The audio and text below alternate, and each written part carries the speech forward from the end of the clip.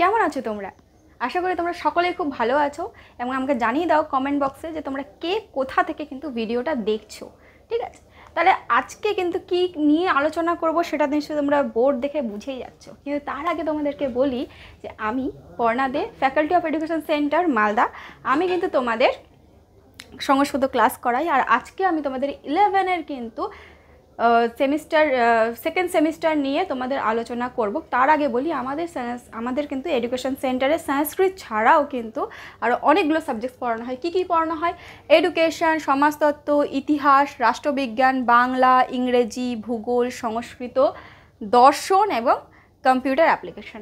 এতগুলো, পুরো 10টা সাবজেক্ট একটাই প্ল্যাটফর্মে তোমরা পেয়ে যাচ্ছ, তাই তো?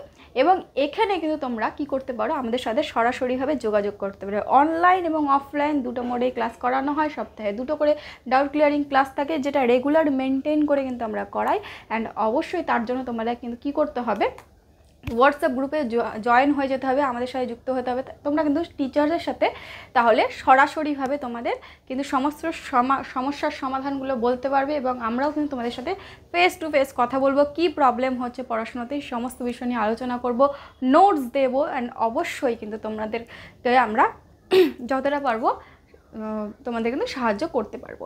এবং সেই জন্যই তোমাদেরকে বলবো আজকের ক্লাসটা, আজকে কিন্তু তোমাদের আমি 11-এর সেকেন্ড সেমিস্টার নিয়ে আলোচনা করছি। ফার্স্ট সেমিস্টারের কিন্তু আলোচনা অলরেডি করা হয়ে গেছে। ভিডিওটি না দেখলে কিন্তু ভিডিওটি দেখে নাও, কারণ প্রথম সেমিস্টার থেকে কিন্তু তোমাদের শুরু হয়ে যাবে, তাই তো? দেখো, আমি প্রথমের দিনেই বলেছিলাম আমাদের এই সংস্কৃতটা কিন্তু অনেকেরই ভয় পায়, অনেকেরই ভয় লাগে, তাও কিন্তু অনেকে নিয়ে নেয়। এটা কিন্তু একটা স্কোরিং সাবজেক্ট, ঠিক আছে? স্কোরিং সাবজেক্টকে কী করে স্কোর আনতে হবে সেই রাস্তাটাই আমি তোমাদেরকে দেখাবো। তাহলে আমার চেষ্টা এবং তোমার পরিশ্রম এই দুটো মিলিয়ে কিন্তু আমাদেরকে এগিয়ে যেতে হবে। এই স্কোরিং সাবজেক্টটাকে কীভাবে স্কোর আনতে হয়, কী প্রসেসে, কী পন্থা অবলম্বন করলে তোমরা কিন্তু এই সাবজেক্টটাতে একদম ভালো নাম্বার আনতে পারবে, সেটাও কিন্তু এই ভিডিওটাতেই তোমাদের বলে দেবো। তাহলে চলো আজকে কিন্তু শুরু করি আমরা আমাদের সেকেন্ড সেমিস্টারে সিলেবাস নিয়ে, এবং তার সাথে কোশ্চেন প্যাটার্ন, কী কোশ্চেন থাকবে সেই প্যাটার্নটা নিয়ে আলোচনা করব। তো বলি, তোমাদের নিশ্চয়ই তোমরা জানো যে আমাদের আগে কিন্তু 80 মার্কসের পরীক্ষা হতো এবং 20 মার্কসের তোমাদের কিন্তু প্রজেক্ট হতো। সেখান থেকে আজকে কিন্তু তোমাদের হবে, এখন তোমাদের কিন্তু প্রসেস পুরো চেঞ্জ, অনেক কিছু পরিবর্তন হয়ে গেছে, নতুন অনেক কিছু কিন্তু ইনক্লুড হয়ে গেছে। এবং সেখানেও তোমাদের সেমিস্টার ওয়াইজ পরীক্ষা হবে, যেখানে কিন্তু তোমাদের দুটো সেমিস্টার হবে। সেমিস্টার 1-এ 40 মার্কসের থাকবে, সেমিস্টার 2-এ 40 মার্কসের থাকবে, অ্যান্ড অবশ্যই 20 মার্কসের প্রজেক্ট থাকবে। তো আজকে কিন্তু তোমাদের আমি সেমিস্টার 2 নিয়ে তো অবশ্যই আলোচনা করব, তার সাথে কী কী প্রজেক্ট থাকবে প্রপারলি কিন্তু সেই প্রজেক্টটা নিয়েও তোমাদের আলোচনা করে দেবো। তাই জন্য বেশি দেরি না করে এই ক্লাসটা শুরু করে দিই। তো চলো, প্রথমে আমরা কি দেখব, এই সেমিস্টারে তোমাদের টোটাল মার্কস থাকবে হচ্ছে 40 মার্কস। 40 মার্কে কী কী থাকে তোমরা জানো, আমাদের গদ্য পড়তে হয়, পদ্য পড়তে হয় এবং নাটক পড়তে হয়, তাই তো? তাহলে প্রথম আমাদের গদ্য পড়তে হবে। কি গদ্য আছে আমাদের আছে হচ্ছে প্রতিজ্ঞা সাধনম। এটা হচ্ছে একটা গদ্য, অর্থাৎ গল্প তোমাদের পড়তে হবে। সেখানে তোমরা কিছু শিবরাজ বিজয় অংশের কিন্তু কিছু পার্টিকুলারলি অংশ তোমাদেরকে পড়তে হবে, ঠিক আছে? তারপরে আছে তোমাদের পদ্যতে তোমাদের কী করতে হবে, ঋতুচর্যা তোমাদের পড়তে হবে। এটা কিন্তু চরক সংহিতার একটা নির্বাচিত অংশ, সেটা তোমাদের পড়তে হবে। এরপরে তোমাদের পড়তে হবে দানবীর কর্ণ, ঠিক আছে? যেটা হচ্ছে আমাদের ড্রামা, অর্থাৎ নাটক, তাই তো? এই দৃশ্যকাব্য মানে নাটক, ঠিক আছে? এই নাটকটা তোমাদের পড়তে হবে। নাটকটা এখান থেকে তোমাদের কার রচিত দানবীর কর্ণ, এটা হচ্ছে মহাকবি ভাসের রচিত, কর্ণভারম থেকে নেওয়া হয়েছে এবং কর্ণভারমের রূপক অংশ এই হচ্ছে দানবীর কর্ণ। এবার চলে আসি, একদম তোমরা চোখ সরিয়ে নাও এখান থেকে এখানে, একদম এখানে আছে তোমাদের এসএকিউ এবং ডিকিউ, অর্থাৎ এসএকিউ থাকবে এবং ডেসক্রিপটিভ কোশ্চেন থাকবে কিছু, ঠিক আছে? তাহলে এখানে গদ্যতে তোমাদের কি হচ্ছে 2:3, অর্থাৎ প্রতিজ্ঞা সাধনম যেমন যে গদ্যটা, সেখান থেকে তোমাদের 6 মার্কসের কোশ্চেন থাকবে, ঠিক আছে? নেক্সট হচ্ছে ঋতুচর্যা। এখানে তোমরা বুঝতেই পারছো 2 × 4 4 নম্বরের কোশ্চেন থাকবে। অ্যান্ড অবশ্যই তোমাদের দেখতে পারো দৃশ্যকাব্য দানবীর কর্ণ দৃশ্যকাব্য, অর্থাৎ নাটক থেকে তোমাদের 10 নম্বর থাকবে। তাহলে প্রথমেই তোমরা একটা জিনিস দেখো, এখান থেকে কিন্তু তোমাদের কি থাকছে 2 × 3, মানে হয়তো এসএকিউ টাইপের কোশ্চেন থাকবে, এটাতেও এসএকিউ থাকবে, আর এটাতে কিন্তু তোমাদের ডিকিউ অর্থাৎ ডেসক্রিপটিভ কোশ্চেন তোমাদের লিখতে হবে, ঠিক আছে? নেক্সট আমরা আসি যে কি গ্রামার। তো এখানে তোমাদের কি হচ্ছে 20 মার্কস কিন্তু এখানে কমপ্লিট হয়ে গেল আমাদের, এখানে কিন্তু 20 মার্কস কমপ্লিট হয়ে গেল। এবং আবারও তোমাদের বলি, আশা করি তোমরা এই ভিডিওটা বুঝতে পারছো, খুব ভালো করে বোঝো। নেক্সট আমরা আসবো হচ্ছে গ্রামার। গ্রামারে কিন্তু তোমাদের প্রথমেই বলেছিলাম যে স্কোরিং মার্কসটাকে কিন্তু স্কোর কোথা থেকে আসে, এই গ্রামার থেকে কিন্তু স্কোর আসে। আর আমি তোমাদের কিন্তু এই গ্রামারটাকেই খুব ইজি করে দেবো, তোমাদের কাছে একদম সহজ হয়ে যাবে গ্রামার, ঠিক আছে। তাই চলো এই গ্রামারটাতে কী কী আছে, এখানে আছে স্বরসন্ধি, স্বরসন্ধির মধ্যে আছে জন এবং অয়াদি, এই দুটো সন্ধি আছে, স্বরসন্ধি নিয়ে তোমাদের পড়তে হবে। তৃতীয় হচ্ছে ব্যঞ্জন সন্ধি, ব্যঞ্জন সন্ধি তোমাদের পড়তে হবে কি অনুস্বার, ব্যঞ্জন সন্ধিতে কিন্তু তোমাদের অনুস্বার পড়তে হবে, অর্থাৎ অনুস্বার এবং পর স্বরবর্ণ, স্ববর্ণ, পর স্ববর্ণ পড়তে হবে, দুটো তোমাদের পড়তে হবে তোমাদের ব্যঞ্জন সন্ধি থেকে।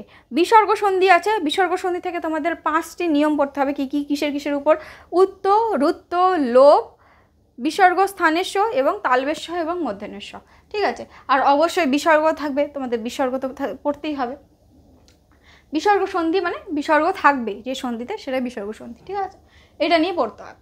নেক্সট এখান থেকে তোমাদের চলে আসে তাহলে এইটুকুতে তোমাদের, এবং তারপরে আছে শব্দরূপ। শব্দরূপে তোমাদের কি আছে, শব্দরূপে তোমাদের আছে শিশু, ধেনু, মধু, মাতা, পিতৃ, সমতুল্য, মানে অর্থাৎ এই যে শিশু, ধেনু, মধু, মাতৃ, পিতৃ এবং এই সমতুল্য যে সমস্ত শব্দগুলো আছে সেই শব্দগুলো শব্দরূপ পড়তে হবে।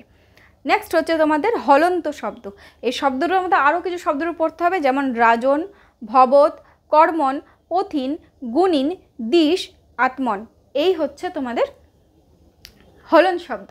এবং আর কি পড়তে হবে সংখ্যাবাচক, সংখ্যাবাচক মানে যেমন 1 2 3 4 আমরা করি, সেরকমই সংস্কৃততেও কিন্তু আছে ত্রি, চতুর, এই দুটো মাত্র তোমাদেরকে কিন্তু সংখ্যাবাচক শব্দ পড়তে হবে।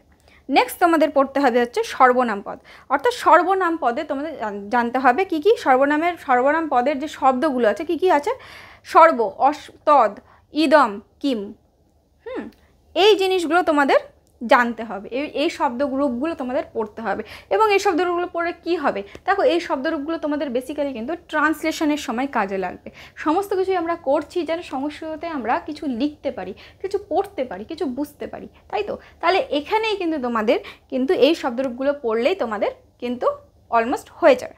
নেক্সট কি আছে আমাদের, নেক্সট হচ্ছে ধাতুরূপ।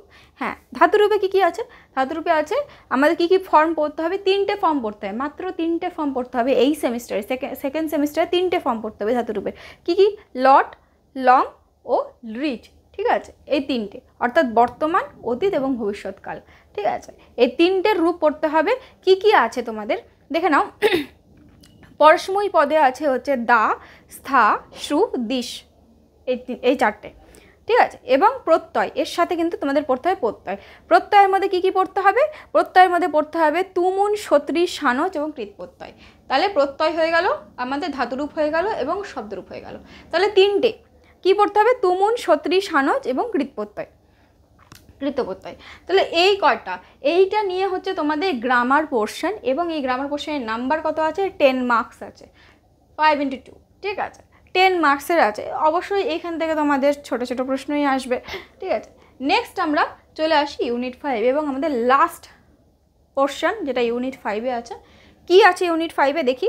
ইউনিট 5-এ আছে তোমাদের বৈদিক সাহিত্য, জাতীয় মহাকাব্য এবং লৌকিক সংস্কৃত, ঠিক আছে।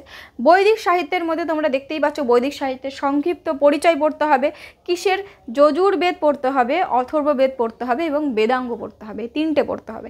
এছাড়াও তোমাদের আরও কিছু জিনিস পড়তে হবে, যেটা হচ্ছে বৈয়াসিক মহাভারত, এখান থেকে তোমাকে রচয়িতা পড়তে হবে এবং বিষয় সংক্ষেপ, অর্থাৎ বিষয়ের যে সংক্ষেপ, সার সংক্ষেপটা, সেটাও কিন্তু সংক্ষিপ্ত পরিচয়, সেটাও পড়তে হবে।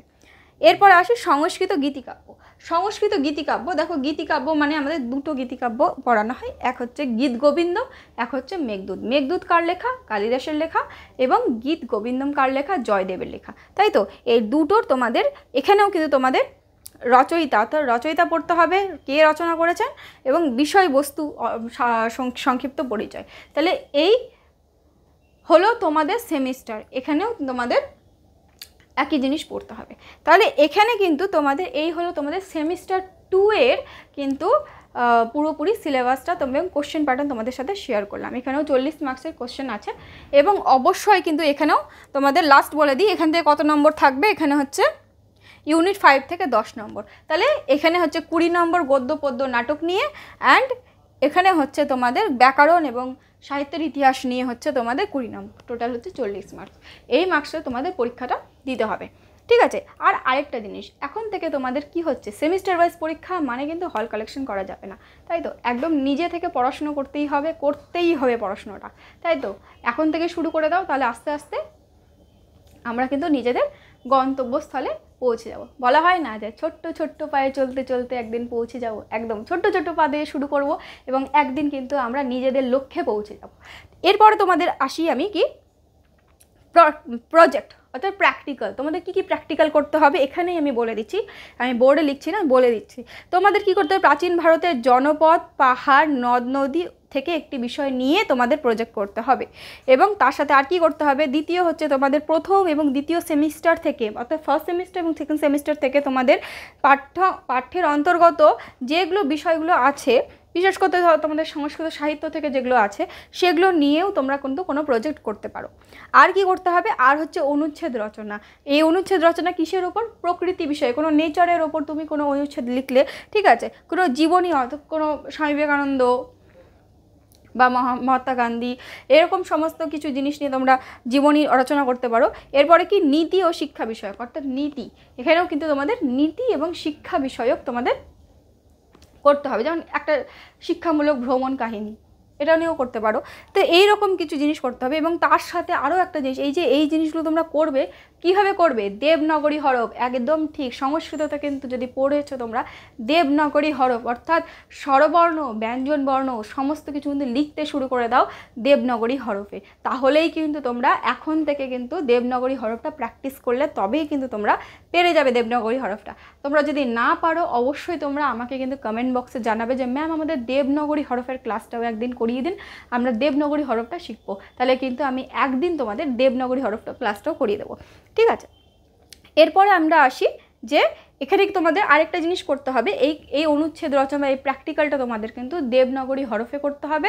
এবং অবশ্যই কিন্তু তোমাদের সেখানে ছবি লিখতে হবে। ধরো কোনো নদ নদী নিয়ে লিখলে সেটা ছবি তুমি একটা দিয়ে তোমাকে প্রজেক্টটা তৈরি করতে হবে। এইভাবে এই হলো তোমাদের প্রজেক্ট। তাহলে তোমাদের আজকে আমি সেমিস্টার 2 এবং প্রজেক্ট দুটোই কিন্তু 100 নম্বরে আজকে ক্লাস কমপ্লিট হলো, যেখানে তোমাকে টোটাল কিন্তু সেমিস্টার 2 এবং প্রজেক্ট নিয়েও আলোচনা করে দিলাম। তাহলে সেমিস্টার 1 এবং সেমিস্টার 2 নিয়ে কিন্তু পুরো 100 নম্বরের ক্লাস, সেমিস্টার অ্যান্ড তার নম্বর বিভাজন, এই দুটোই কিন্তু আমাদের আলোচনা কিন্তু কমপ্লিট হয়ে গেল। তারপরে বলি যে অবশ্যই ভিডিওটা যদি ভালো লেগে থাকে লাইক করে দিও। আর আমাদের সাথে যুক্ত হতে গেলে তোমাদের কী করতে হবে, আবার বলেছি হোয়াটসঅ্যাপ নাম্বার লেখা আছে, সেই হোয়াটসঅ্যাপ নাম্বারে কিন্তু তোমরা যোগাযোগ করে নাও। অ্যান্ড অবশ্যই নিজেদের বন্ধুবান্ধবের সঙ্গে শেয়ার করে দিও, কমেন্টে জানিও যে কেমন লাগছে, আর তোমরা আগামী দিনে কোন ক্লাস চাইছো আমার কাছ থেকে, কী কী ক্লাস চাইছো সংস্কৃততে, সেটাও কিন্তু তোমরা কমেন্টে জানিয়ে দেবে। কোথা থেকে দেখছো সেটাও কিন্তু অবশ্যই বলবে। অ্যান্ড অবশ্যই এই চ্যানেলটিকে আমাদের সাবস্ক্রাইব করতে একদম ভুলবে না। তাহলে আজকে আসি, পরের দিন আবার কোনো ভিডিওতে দেখা হবে।